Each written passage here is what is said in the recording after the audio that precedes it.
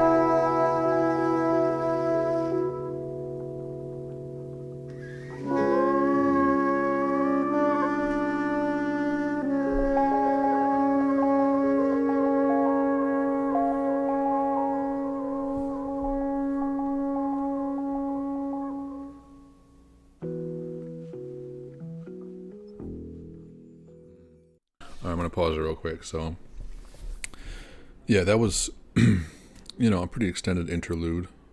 And, probably the major component. It's not, I would call it an interlude, but it's not necessarily a transitional piece.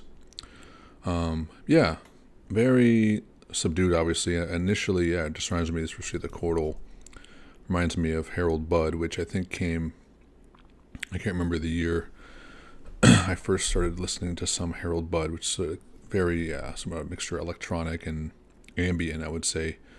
But yeah, it's definitely reminiscent. I'd have to look up the year on that, but even the melody a little bit kind of reminds me of this Harold Budd piece that I really gravitated towards once I first heard it. And this sort of, the overlap, with jazz and ambient music, and it's just about ballad music. But yeah, initially, it's so pretty. Obviously, I was trying to hear I couldn't tell if there was echo, if there's another piece, but yeah, it sounded like the bass was bowing the melody along with alto sax, Wayne Shorter, Because yeah, it sounded like there was this sort of strange unison going on, which gave it a really interesting tone and timbre. And yeah, the sort of lightness and bubbly of the keyboards is cool. So yeah, so far, yeah, and I don't think there's no percussion yet, but yeah, so we're about halfway through, and I may jump into some other. I may throw in just a little bit different weather report on this album, just to give it a little context, something a little bit more upbeat or with the percussion or drums. So, but yeah, we'll continue this. Orange Lady on the first album. Yeah, never heard this before. And probably when I first got into Weather Report, yeah, it probably wouldn't be one that I singled out as something I wanted to listen to a lot. But where I am now, yeah, appreciating different tempos and different styles. I definitely would listen to this. Going for in a playlist, going for a certain mood. All right, let's continue. Okay, cool.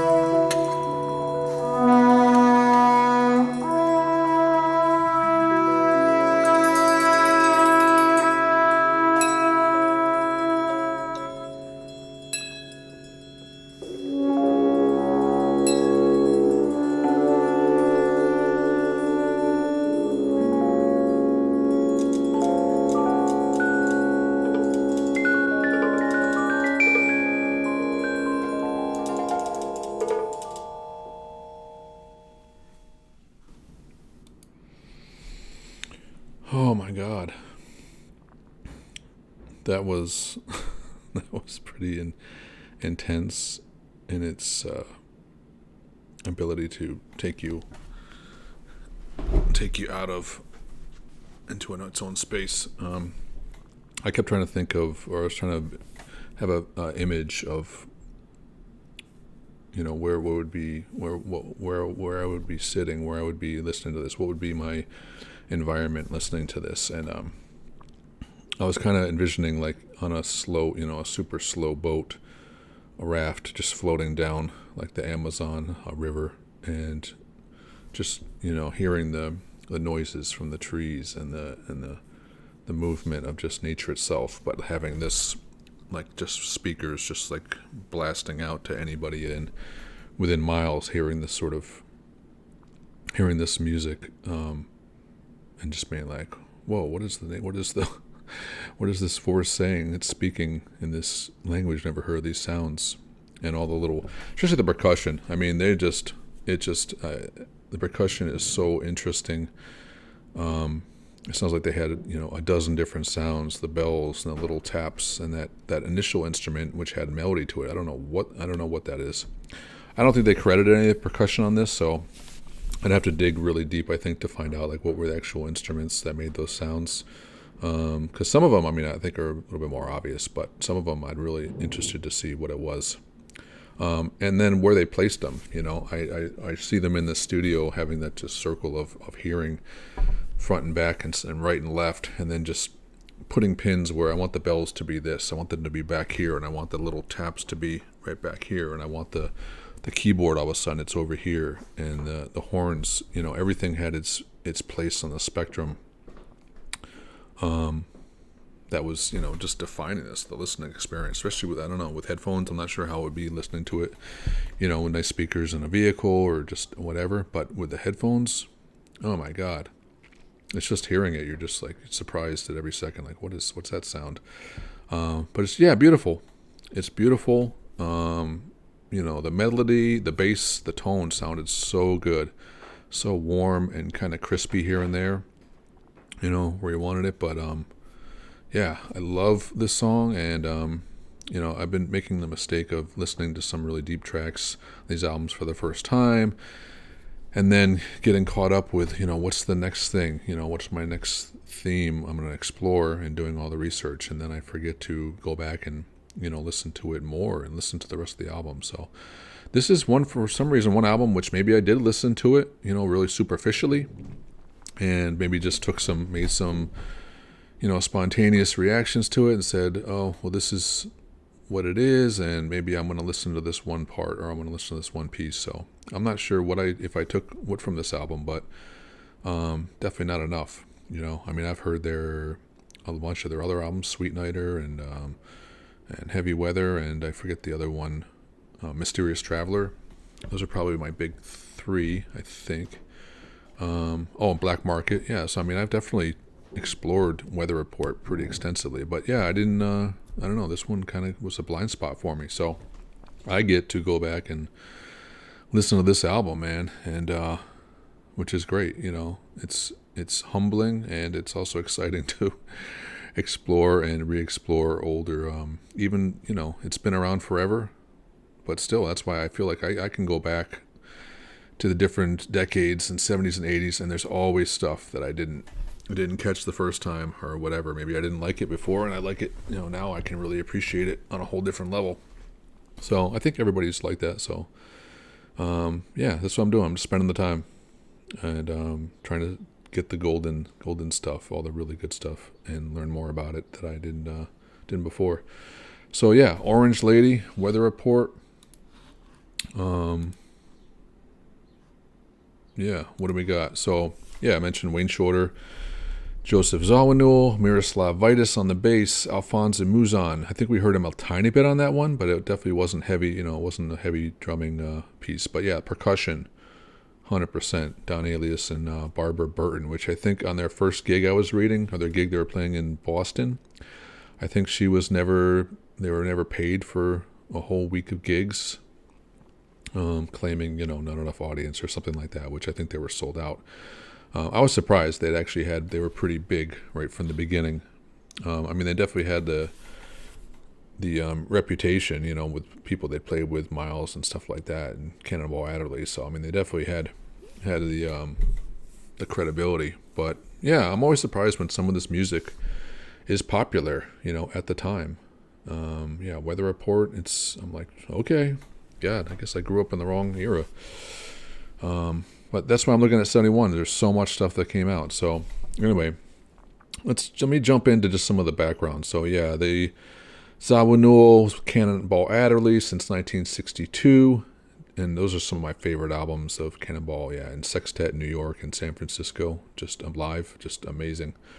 And then Miles Davis, 69, 1970, with In a Silent Mood, or In a Silent Way. Yeah, sorry. That's one I haven't really explored too much, admittedly. So, Bitches Brew also, listened to a bunch, but I didn't realize that there were so many people on Bitches Brew. I didn't realize until researching some of this stuff that they had 2 drummers, that they had, multiple bass players, they had 3 pianos, they had Joe Zawinul on the left side, Larry Young on the center, and Chick Corea on the right. Yeah, no idea. I know there was a lot of stuff happening, but to that extent, I was like, I didn't realize it was so different in that way. That just like, we're going to have 3 amazing Zawinul, Larry Young, and Chick Corea all playing on one tune. Yeah, so it's crazy. Anyway, yeah, like as I said, Downbeat's Album of the Year award went to this album, Weather Report. Jazz Album of the Year by Downbeat Readers Poll.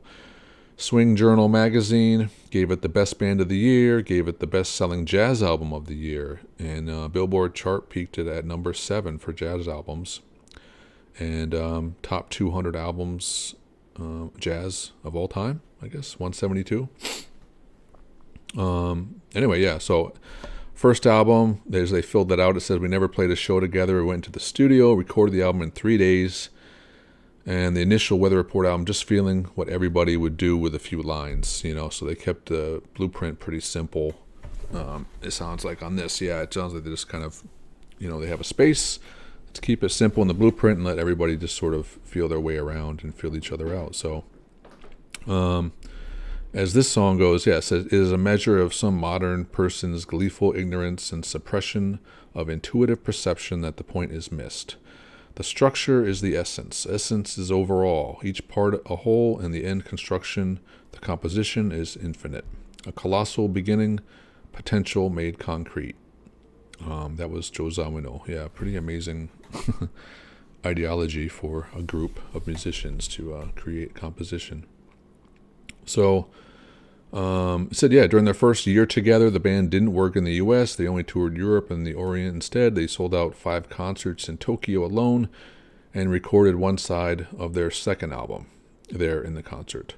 According to Zawinul, he was genuinely shocked at the enthusiasm of the Japanese. The audiences over there are hungrier for real good music. They can hear. Our first album wasn't out but 4 months, and we arrived at Tokyo Airport. There were hundreds of people waiting to greet us. As for America, it takes a little longer to gain acceptance in America. Orange Lady was one of the pieces Zawinul wrote during his return trip to Austria in the winter of 1966. I had spent a winter with my family in Austria, and I wrote about 10 tunes, including In a Silent Way, Direction, which Miles Davis used to play for a long time as an opener for his show, Early Man, and Orange Lady, which, by the way, is 14 minutes of Great Expectations on the Big Fun album. But there was some kind of mess up with the title, so it was not mentioned that it was my tune. Also, Pharaoh's Dance, Double Image, and a couple of other things. I wrote them all in this period during 1966-67 in the winter in Austria. I wrote Orange Lady thinking mainly about my wife, but also of most ladies who have children and are stuck in a big city. There's a certain sadness in it, in my case, in order to really make my wife happy and make myself happy by making her happy. I'll take her out somewhere in the country. That's what the middle part is about. And then that changes the whole attitude. You can go on being happy for a while again, and then you come back to New York, and it's like the same thing all over again. It's like a constant change from a certain sadness. As for Miroslav Vitus's part, he recalled, Orange Lady was such a beautiful melody. I said, how about playing this in unison with arco bass? I just picked up the bow and played the melody with Wayne. that's how it happened. That's the way it was. We arranged the song when we were rehearsing. So yeah, that's what we heard, the unison playing with Wayne, which is, an interesting how they just kind of mesh together. It gives it a really odd sound. And let me see. Yeah, Orange Lady, happiness starts after a lot of sadness. You still feel lingering between the changed feelings. We always, one thing I liked what he said is, we always solo and we never solo. Weather Report is a communion of spirits. Let me see. Shorter came up with the name Weather Report. He said we wanted something which didn't lead to anything in particular. We're just living day to day. Tomorrow's going to be different, and we're like the changing weather. They were signed to Columbia Records in the days before the popular advent of the Mahavishnu Orchestra. But the first album, Weather Report, was nonetheless critically received, winning Downbeat's Album of the Year. And on Alphonse Mouzon, the drummer, said, I don't really remember that much how he played, and I'll tell you why. I didn't have that much time to really pay attention because the band was in the beginning, that I thought it was my job, and it worked out to be that way, just to hold it together. So I was really concentrating on focusing rather than concentrating on a rhythmic, melodic concept where I kind of keep the balls continuously going. Not meaning that I'm all the time playing, but there's always these accents. I just yesterday listened to something that we did with Alphonse, and man, it was good. We were really smoking. So yeah, and like I said, they kind of came from Miles Davis's band, away from Davis, and Shorter and Zawinul went to Weather Report. John McLaughlin and Billy Cobham went to Mahavishnu Orchestra. Hancock and Benny Maupin went to the Headhunters, and Chick Corea, Airto Moreira, and Lenny White went to Return to Forever. So yeah, kind of a serious foursome of some of the fusion bands that came out of Miles Davis's jazz fusion era in the late 60s, in 1970. Miles Davis would say, yeah, we would all have to hold back more so as to not get in each other's way. In order to make good music, you can't have everybody just burn all the time. You have to be relating, and the more people you have, the harder it is to relate. He said, actually, I just haven't found a guitar player that I'd like to have in my group, if you know what I mean. Because, yeah, it's something where it just is kind of too many cooks in the kitchen. Yeah, and lastly, he said, our music is especially relevant to young people because it is so young itself. It's always fresh. Young people feel more than they think, so they're not always going, I don't understand it. Who gives a fuck who understands it? I mean, people understand so much and they still can't live in peace. Everybody understands everything and doesn't feel anything. That's the problem. And anyway, yeah, one thing I just wanted to add on one of their other albums, which I thought was a little tidbit, was Sweet Nighter, I guess, was named for an anti-bedwetting prescription that Wayne Shorter came up with. So, yeah, I never knew that. That's a weird Sweet Nighter. Anyway, yeah, so that's Weather Report's their effort into 1971, their debut album, and Orange Lady, and I'm definitely going to, I've stayed away from listening to the rest of it just to make this a fresh experience and hearing where they were at that time in their debut. And as Zawinul said, they kind of talked a lot about what their thinking were at the time. There was a lot of ideas and feelings about how the band interacted and what they wanted it to be. So, and a lot of that, obviously, they would change personnel to sort of fit their new changing weather at the time. So, but I'm going to do some other honorable mentions for Fusion era, because obviously I'd like to do more Fusion, but we could do more in the future. But I'm trying to do, some of the ones that are either bigger or a little bit less known. I think in this section we're kind of doing ones that are pretty much at the top of their game at the time. If you got anything to say, I'd love to hear, communicate with everybody. I try to have a conversation with everybody that posts a comment. I have something on the community tab, so please go there and check it out. So if you have, I want to listen to a full album. I did Thin Lizzy's debut album, and that's the only full album listen I've done so far. So I really want to do another full album listen. So basically go to the community tab and give me some ideas, and I'll do a poll at some point. But first, give me some ideas for 1971 full album, best album, front to back, for me to listen to, for us to listen to, And the most of what I get, I'll do a poll and let everybody vote on it. Obviously, I'm still a very small channel.